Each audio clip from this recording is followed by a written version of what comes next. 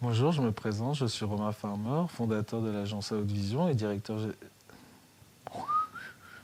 Allez 1, 2, 3. Bonjour, Bonjour, je me présente, je suis Romain Farmer, créateur de l'agence à haute vision et directeur de course de l'Odyssée des Gaulois. L'Odyssée des Gaulois, en fait, c'est un fun trip plus qu'un road trip. Le but du jeu est de découvrir différents pays avec des façons atypiques de les découvrir et tout en créant des liens avec les participants.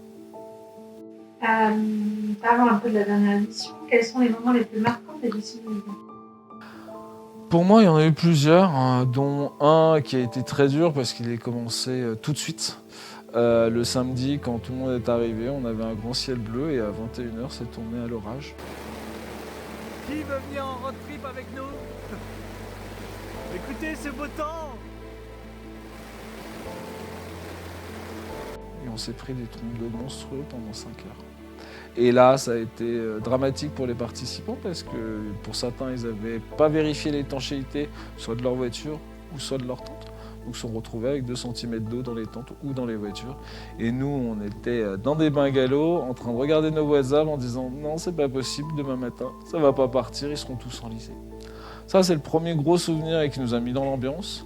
Le deuxième souvenir le plus marquant, je pense que c'est en Espagne, quand on a demandé à une équipe de voler le sanglier des Gaulois à une autre équipe. Et là, ce qui s'est passé, en fait, c'est que l'équipe donc, était de 2 personnes. Il y en avait un qui dormait dans la voiture, l'autre qui était au bar en train de siroter un verre. Et au moment où l'autre équipe arrive pour piquer le sanglier, le père d'Adrien dormait toujours dans la voiture. Adrien a vu l'action se faire voler le sanglier sur la voiture et a crié dans tout le village « Papa, réveille-toi, on nous vole le sanglier !» Voilà, et là, juste le soir, quand on nous a raconté cette histoire, on était mort de rire. Quel était le retour des participants? Le retour des participants, d'abord, ça a été pour les premiers sentiments, c'est un effet de déconnexion. C'est que pendant une semaine, vous ne savez plus ce qui se passe dans le monde parce que vous n'avez plus le temps d'allumer les infos. Parce que vous passez tellement de temps avec les autres équipes à partager des bons moments que l'actualité dans le monde passe au-dessus un petit peu de la tête de tout le monde. Ça, c'est la première chose, c'est la déconnexion. La deuxième chose qu'on nous dit souvent, c'est faire des amis pour la vie. Et ça, c'est chouette parce que c'est le but ultime de l'Odyssée des Gaulois, c'est de créer une communauté et que vous arrivez à 2 et vous repartez à 10.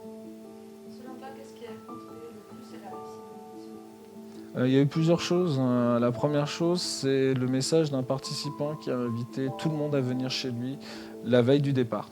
Donc ça, a déjà créé une première bonne cohésion entre tout le monde. Et ce qui a fait que le premier jour, déjà certains groupes se connaissaient. Et ça, c'était assez chouette. La deuxième chose qui fait que cette course est extraordinaire, c'est que, par exemple, une équipe était en rade avant le départ. C'est une autre équipe qui les a pris dans la voiture, une autre équipe qui a pris les valises, et ils ont parti une semaine ensemble.